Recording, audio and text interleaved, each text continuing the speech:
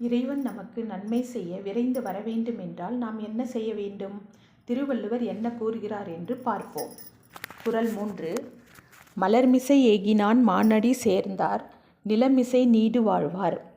விளக்கம்: நாம் மனதால் இறைவனை இடைவிடாது நினைத்தால் அந்த இறைவன் அவரவர் நினைத்த வடிவுடன் விரைந்து வந்து நம் உள்ள கமலத்தில் அமர்ந்து இந்த உலகத்தில் உள்ள நன்மைகள் மட்டுமல்லாது எல்லா உலகிற்கும் மேலான வீடு பேற்றையும் வழங்கி அழிவின்றி வாழ அருள் புரிவார். எனவே இளமையில் மனதால் இறைவனை இடைவிடாது நினைத்து பழகினால்தான் முதுமையிலும் இறைவனை நினைக்கும் ஆற்றலை பெற முடியும். இதன் மூலம் மனிதன் தன் மரண காலத்தின் விளிம்பிலும் இறைவனை நினைக்கும் ஆற்றலை பெற்று அழிவின்றி வாழ்வான் என்று பொருள்.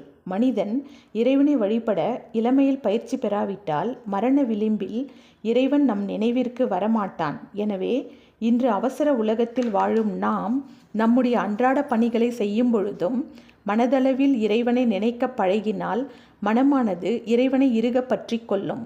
அப்பொழுது கனவிலும் நனவிலும் இறைவன் நமக்கு துணையாக இருப்பார் என்பதில் ஐயமில்லை. பொதுவாக உடலாலும் மனதாலும் வாக்கினாலும் இறைவனை வழிபட முயற்சியும் பயிற்சியும் செய்தல் வேண்டும். எனது வாழ்வில் இதை நான் உணர்ந்திருக்கிறேன். அவ்வாறு இறைவனின் கருணையை நினைக்கும் பொழுதெல்லாம் எனக்கு ஒரு கவிதை பாடல் நினைவிற்கு வரும். என்னவென்றால்: நினைத்தேன் வந்தாய் 100 வயது, கேட்டேன் தந்தாய் ஆசை மனது. இப்படி உங்களுக்கும் இறைவனை நினைவு வருகிறதா? நமது கல்வி செல்வம் சேனலை சப்ஸ்கிரைப் செய்து பெல் பட்டன் கிளிக் செய்து கொள்ளவும். இப்பொழுது பரிமேலழகர் உரையை பார்ப்போம். மலரின் கண்ணே சென்றவனது மாட்சிமைப்பட்ட அடிகளை சேர்ந்தார். எல்லா உலகிற்கும் மேலான வீட்டுலகின் கண் அழிவின்றி வாழ்வார். இங்கு மலர் என்பது நம்முடைய உள்ள கமலம் என்றும் மனம் என்றும் எடுத்துக்கொள்ள வேண்டும்.